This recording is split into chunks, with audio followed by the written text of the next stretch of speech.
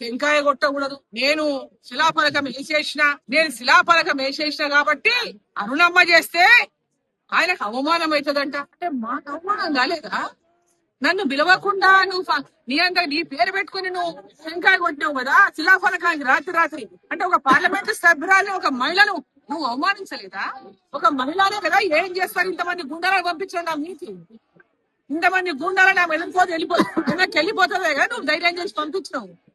ఈ సాంప్రదాయం ఎప్పుడైనా ఉందా మక్తల్ నియోజకవర్గంలో? ఇటువంటి సాంప్రదాయం మక్తల్ నియోజకవర్గంలో ఎప్పుడైనా ఉందా?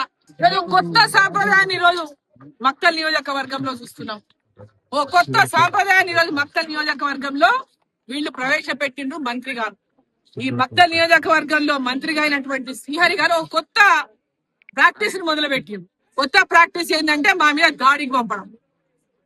మళ్ళా ఉల్టా ఆయన మీద దాడికి వచ్చినట్లు యాక్టింగ్ చేస్తారు, స్పీచ్లు ఇస్తారు పోయి.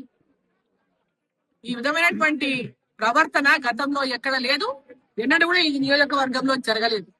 ఇది మీకు ఇటువంటి వ్యవహారం ఏమాత్రం కూడా సమంజసం కూడా కాదు. మహిళను గౌరవించడం నేర్చుకోండి. మహిళా ప్రజా ప్రతినిధిగా ఈ పార్లమెంటు సభ్యురాలిగా కూడా గౌరవించడం నేర్చుకోండి. అభివృద్ధిని అడ్డుకుంటున్నది శ్రీహరి గారు. అభివృద్ధి జరగకుండా తమకు నిధులు తెచ్చేటటువంటి శక్తి ప్రభుత్వానికి నిధులు ఇవ్వలేక, ఈ ప్రభుత్వము అభివృద్ధి పనులకు నిధులు ఇవ్వలేక కేంద్ర ప్రభుత్వం ఇచ్చే నిధులను వాళ్ళ నిధులను చెప్పుకోవడానికి, వాళ్ళ నిధులను చెప్పేటటువంటి ఒక ముందు రాజకీయాలను ఈ రాష్ట్రంలో మరి మక్తల్ నియోజకవర్గం మీద చూస్తున్నారు రాజకీయాలు.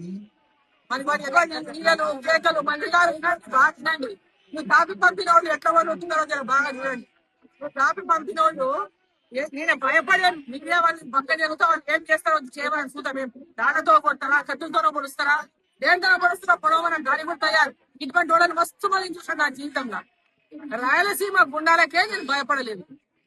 రాయలసీమ వాళ్ళ